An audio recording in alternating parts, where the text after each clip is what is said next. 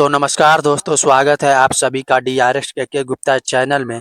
तो गाइज काजल राघवानी अपने तबीयत के बारे में लाइव आकर क्या बताई है, पहले आप सब इस लाइव को देखें। Thank you so much for your concern.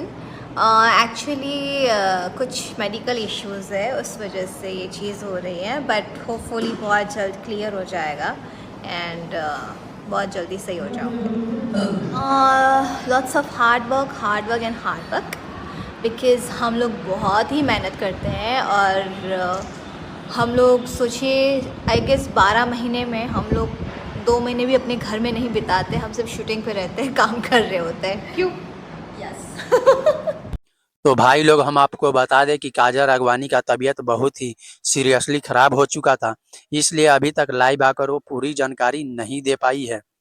Report अभी आने में समय था। तो भाई लोग, आप लोगों को बता दें कि सर्दी गर्मी का भी मौसम चल रहा है, किसी का भी तबीयत खराब हो सकता है।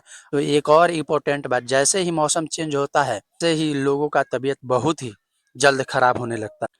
मौसम के चेंजिंग से भी तबीयत खराब होना चालू हो जाता है, बुखार फीवर सर्दी खांसी सब होने लगता है।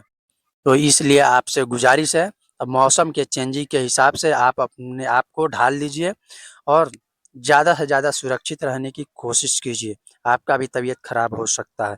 तबीयत खराब होना ये नेचुरल बात है, ये पूछ कर नहीं आता। मेरे दोस्त, तबीयत खराब होने से पहले कोई भी ओटीपी नहीं आता। अगर आता रहता तो हम लोग पहले ही संभल जाते। तो मेरे भाई, अभी तक मेरे चैनल को सब्सक्राइब नहीं किया तो प्लीज़ सब्सक्राइब ज़रूर कर लीजिए, ताकि ऐसे ही न्यूज़ आपको मिलते रहे। तो फिर मिलते हैं अगले वीडियो में। जय हिंद दोस्तों।